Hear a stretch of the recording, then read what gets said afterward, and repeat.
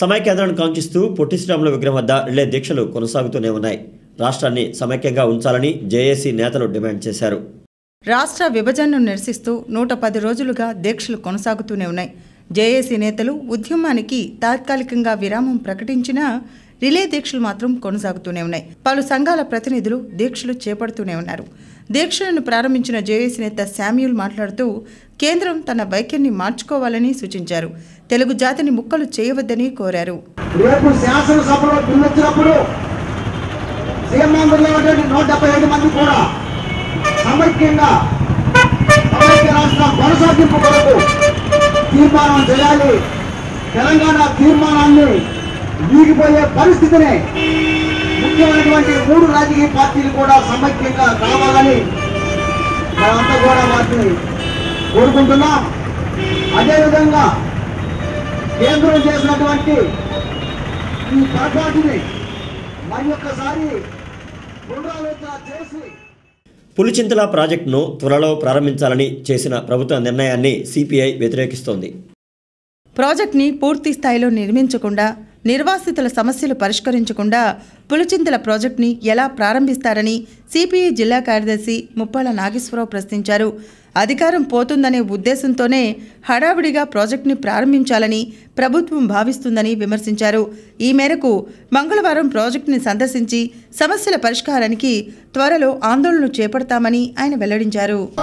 పశ్చిమ గోదావరి, ప్రకాశం జిల్లాలకు చెందిన ఈ 13.5 లక్షల మాగాణి భూములకి ఉపయోగపడే ఈ ప్రాజెక్టుని 30 మాసాల్లో పూర్తి చేస్తామని చెప్పిన ఆ పరిస్థితి ఈరోజు కూడా పూర్తి కాలేదు.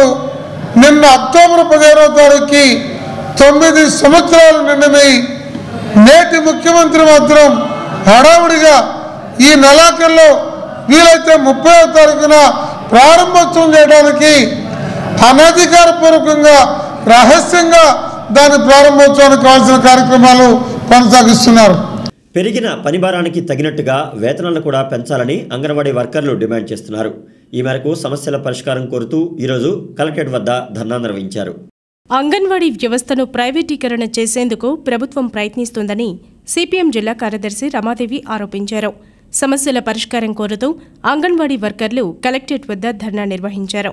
ఈ సందర్భంగా రమాదేవి మాట్లాడుతూ బాలబడులను అంగన్వాడీలకు కేటాయించాలన్నారు. అదేవిధంగా పెరిగిన పని భారానికి తగ్గట్టుగా 12,500 రూపాయల కనీస వేతనం ఇవ్వాలని డిమాండ్ చేశారు. ప్రైవేటు సంస్థలతో, స్వచ్ఛంద సంస్థల పేరున ప్రైవేట్ సంస్థల భాగస్వామ్యంతో, అలాగే ఐకేపీ డోక్రా మహిళల నిధుల నుంచి ఖర్చు పెడుతూ బాలబడులు నిర్మాణం చేయడానికి ప్రయత్నం చేస్తూ ఉంది. వాస్తవంగా 55 జీవో ప్రకారం అంగన్వాడీ కేంద్రాలు ఉన్నటువంటి గ్రామాల్లో అంగన్వాడీ ఆయాలు, అంగన్వాడీ వర్కర్స్గా ఉన్నటువంటి వాళ్ళు బాలబడుల్ని తామే నిర్వహిస్తామంటే వారికే కేటాయించాల్సినటువంటి అవసరం ఉన్నది. అలాగే ఈరోజు 4 గంటల వరకు కేంద్రాలు పనిచేయాలని చెప్పేసి ప్రభుత్వం ఆదేశాలు ఇచ్చింది. వాస్తవంగా వాళ్ళకి ఇస్తున్నటువంటి వేతనం చూసినట్లయితే అది గౌరవ వేతనం మాత్రమే. కనీస పని గంటల్ని దృష్టిలో పెట్టుకుని కనీస వేతనం అనేటటువంటిది ఇవ్వలేదు. కనీస వేతన చట్టం ప్రకారం వాళ్ళకి 12,500 రూపాయలు ఇవ్వాల్సిన అవసరం ఉన్నది. కనీసం గత సాంప్రదాయాలను అనుసరించి కేంద్ర ప్రభుత్వం ఇటీవల అర్హులైన వారు తమ ఓటు హక్కు నమోదు చేసుకోవాలని అదనపు కమిషనర్ శ్రీనివాసులు సూచించారు. ఓటర్ల జాబితాపై వచ్చే నెల 10వ తేదీలోపు సవరణలు చేసుకోవచ్చని తెలిపారు. ఓటర్ జాబితాలను తహసీల్దార్ కార్యాలయం వద్ద, కార్పొరేషన్ వద్ద అందుబాటులో ఉంచామని అదనపు కమిషనర్ శ్రీనివాసులు తెలిపారు. అభ్యంతరాలు ఉంటే వచ్చే నెల 10లోగా తెలపాలని ఆయన సూచించారు. తుది జాబితాను జనవరిలో వెల్లడిస్తామని చెప్పారు. అపార్ట్మెంట్స్ ఇట్లా మాస్గా ఉంటారు కాబట్టి వీళ్ళందరూ కూడా ఇంకా ఎవరైనా ఓటు అనేది లేనట్లయితే ఈ పీరియడ్లో, ఇప్పుడు చెప్పిన పీరియడ్లో మీరు అందరూ కూడా కొత్త ఓటు నమోదు కోసం దరఖాస్తు చేసుకోండి. ఎందుకంటే ఓటు అనేది ప్రజాస్వామ్యంలో ప్రధానమైనటువంటి ఒక మంచి లీడర్ని ఎన్నుకోవడానికి ప్రధానమైనటువంటి ఆయుధం కాబట్టి ప్రతి ఒక్కరూ కూడా ఓటు హక్కును సద్వినియోగం చేసుకోవాలి. అదే మాదిరిగా ఓటర్గా కూడా నమోదు కావాలని చెప్పేసి ఎలక్షన్ కమిషనర్ యొక్క ముఖ్య ఉద్దేశం. నగరపాలక సంస్థ పరిధిలో ఉన్నటువంటి గుంటూరు తూర్పు, గుంటూరు పశ్చిమ నియోజకవర్గాలకు సంబంధించినటువంటి ముసాయిదా ఓటర్ల జాబితాను ఈరోజు ప్రకటించడం అనేది. వరదలతో పంట నష్టపోయిన రైతులకు తక్షణమే నష్టపరిహారం ఇవ్వాలని ఆంధ్రప్రదేశ్ రైతు సంఘం డిమాండ్ చేసింది. రైతాంగ సమస్యల పరిష్కారం కోరుతూ కలెక్టరేట్ వద్ద ధర్నా నిర్వహించారు. పంట నష్టం అంచనాలో అధికారులు నిర్లక్ష్యంగా వ్యవహరిస్తున్నారని ఏపీ రైతు సంఘం నాయకులు ఆరోపిస్తున్నారు. రైతాంగ సమస్యల పరిష్కారం కోరుతూ కలెక్టరేట్ వద్ద ధర్నా నిర్వహించారు. వరదల వలన రైతులు తీవ్రంగా నష్టపోయినందున పంట దెబ్బతిన్న ప్రతి ఎకరాన్ని లెక్కలోకి తీసుకోవాలని సంఘ నాయకులు రాధాకృష్ణ డిమాండ్ చేశారు. వ్యవసాయంలో పెరిగిన పెట్టుబడులకు అనుగుణంగా నష్టపరిహారం కూడా పెంచి రైతుల్ని ఆదుకోవాలని సూచించారు.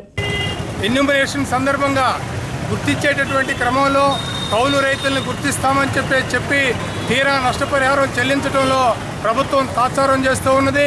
నష్టాన్ని గుర్తించేటప్పుడే కౌలు రైతులను కూడా గుర్తించి నష్టపరిహారం కౌలు రైతులకు అందే విధంగా చర్య తీసుకోవాలని చెప్పేసి ఆ రకంగా రైతాంగాన్ని అన్ని విధాలా ఆదుకోవాలని చెప్పేసి డిమాండ్ చేస్తూ ఈరోజు కలెక్టర్ ఆఫీస్ ముందు ధర్నా జరుగుతూ ఉన్నది.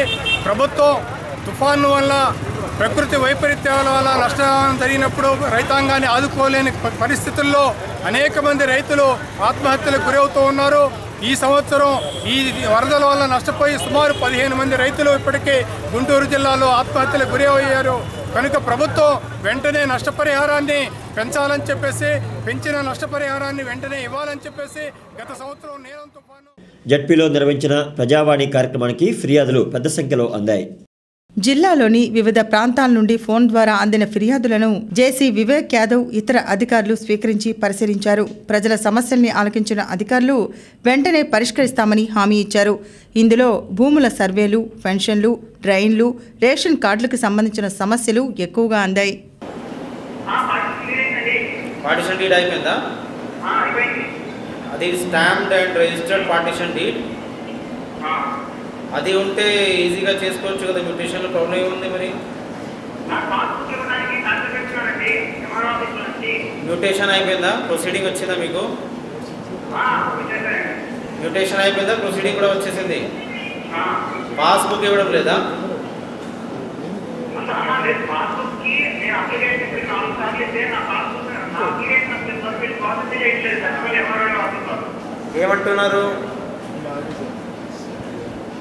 ఏమంటున్నారు తహసీల్దార్ గారు?